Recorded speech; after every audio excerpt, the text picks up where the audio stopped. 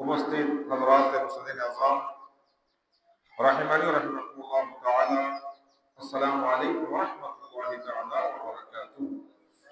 সর্বপ্রথম মহান রব্বুল আলামিনের দরবারে আলিশানে অগণিত অসংখ্য ফুরন্ত শুকরিয়া আদায় করছি যে রব্বুল আলামিন পবিত্র শাবান মাসুমের চতুর্থ জুমাদের লক্ষ্য উদ্দেশ্য নিয়ে আমাদের প্রত্যেককে মসজিদে সমবেত হওয়ার তৌফিক এবং সুযোগ দান করেছেন। সেজন্য রব্বুল আলামিনের দরবারে শুকরিয়া আদায় আওয়াজ দিয়ে বলি আলহামদুলিল্লাহ। সাথে সাথে নবী করিম রউফুর রহিম সরওয়ারে কায়নাত ফখরে মওজুদাত আহমদ মুস্তাফা নবীজি মুহাম্মদ মুস্তাফা সাল্লাল্লাহু আলাইহি ওয়াসাল্লামের নূরানী কদমে পাকে অগণিত অসংখ্য ফুরন্ত দুরূদ পাকের নজরানা পেশ করছি। কোরআন কারীম সূরাতুল বাকারা 185 নম্বর আয়াতে পাক রব্বুল আলামিন ইরশাদ করছেন, শাহরুর রমাদানাল্লাযী উনজিলা ফীহিল কুরআন হুদাল লিন-নাস ওয়া বায়িনাতিন মিনাল হুদা ওয়াল ফুরকান। অর্থাৎ রব্বুল আলামিন রমজান ও কারীমের মধ্যে কোরআন কারীম নাযিল করেছেন, যা মানুষের জন্য হেদায়েত এবং যে কোরআন মানুষের জন্য পথ প্রদর্শনকারী,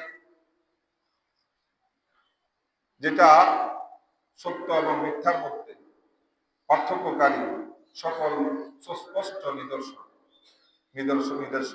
যার মধ্যে রয়েছে, সুস্পষ্ট নির্দেশনা যেটার মধ্যে রয়েছে সেই কোরআন রমজান ও কারীমে নাযিল হয়েছে।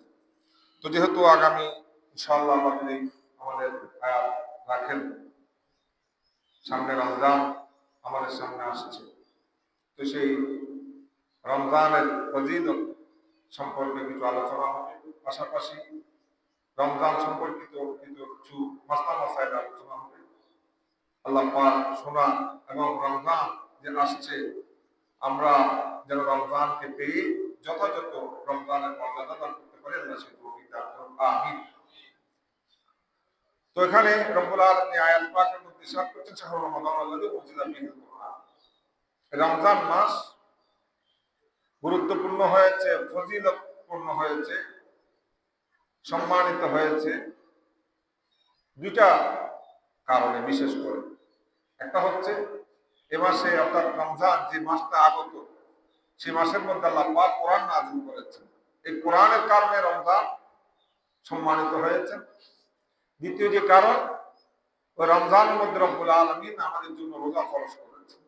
অর্থাৎ এই রমজানটা আজমতওয়ালা হওয়ার কারণ, সম্মানিত হওয়ার কারণ হচ্ছে এই রমজানের মধ্যে আল্লাহ কোরআন নাযিল করেছেন, পাশাপাশি এই রমজানের মধ্যে আল্লাহ রোজা দান করেছেন।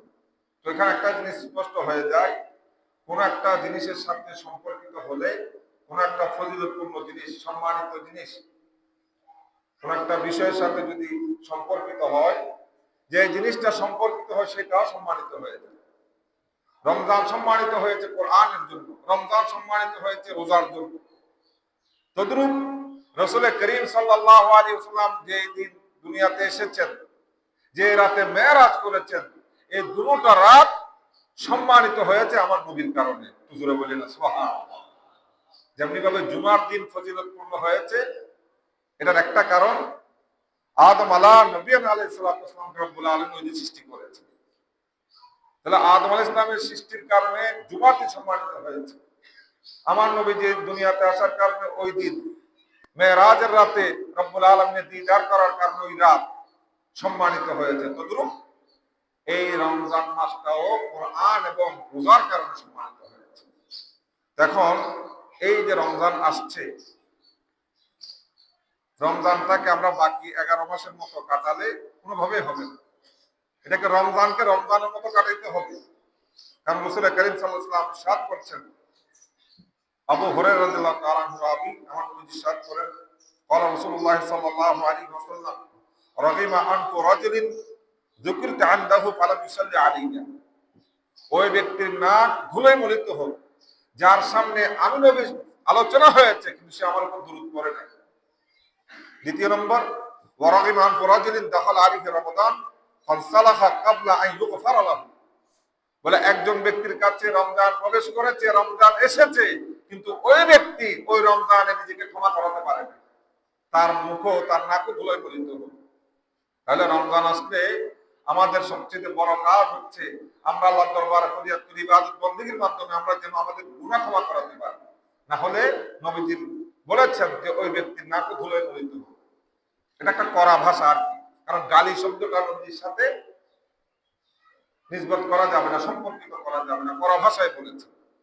এরপরে বলেছেন, ইরশাদ করছেন, ওয়ারাদিমান রাজুলিন আদরাকা ইনদাহু আবওয়াহু আল কিবারা ফালাম ইদখিলাহুল জান্নাতা।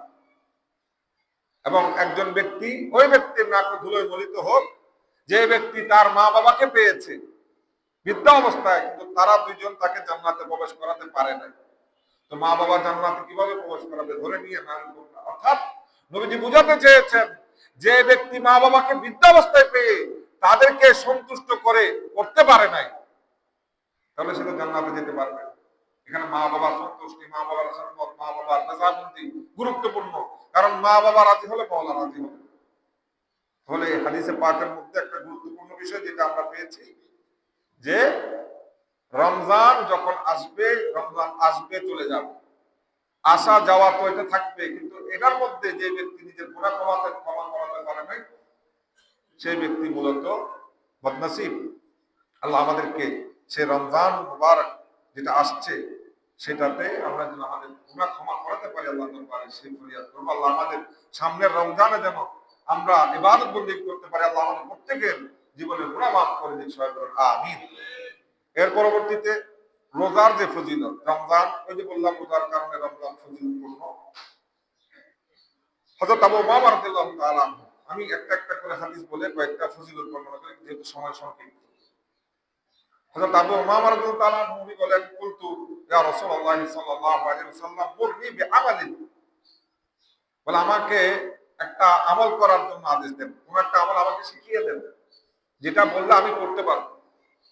ওই যে বলেন ক্বালা আলাইকা বিসসাওম, বলে তোমাকে আমি নবী রোজা রাখার আদেশ দিচ্ছি, অর্থাৎ তোমার উপর রোজাটাই এখন কি গুরুত্বপূর্ণ। যে আমল করতে চাচ্ছ, আমল করলে রোজার আমল করো। কেন? ফাইন্নাহু লা আইদলা লাহু, এটার মতো দ্বিতীয় আরেকটা আমল নাই, রোজার মতো দ্বিতীয় আরেকটা আমল নাই। একবার জিজ্ঞেস করেছেন, আবার উনি এভাবে কি করেছেন দুইবার। কুলতু ইয়া রাসূলুল্লাহ মুরনি বিআমালিন, আবারও বললাম ইয়া রাসূলুল্লাহ আমাকে একটা আমল করার জন্য বলেন, কি আমল আমি করব?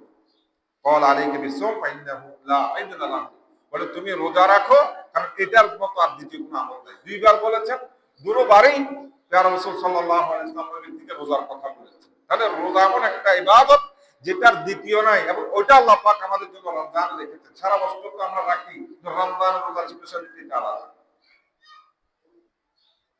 তাহলে রমজান এটা গুরুত্বপূর্ণ কিসের জন্য? আপনার রোজার জন্য। এরপরে আসেন রমজানে কিয়ামুল লাইল। আমি একটা এখানে তো তৈরি অনেক করে নিয়ে এসেছি, কিন্তু সবগুলা বলতে গেলে অনেক সময় চলে যাবে। আমি একটা একটা বলছি।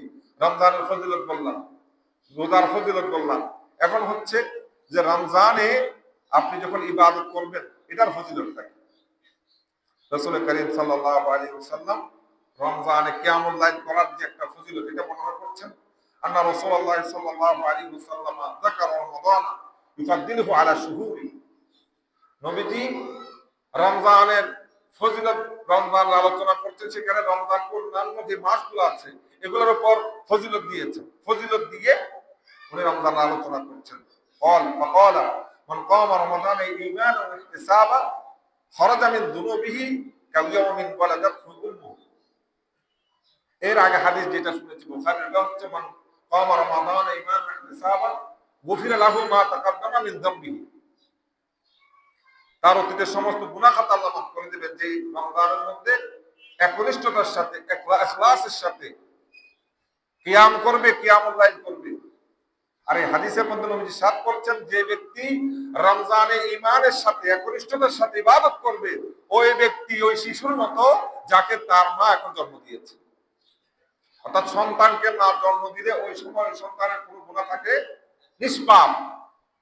তো রমজানে কিয়ামুল লাইল করা, কিয়াম করা, ইবাদত বন্দেগী করার এত বেশি ফজিলত, যেরকম নবীজি বলছেন যে এটা তোমাকে গুনাহ থেকে দূরে সরাবে।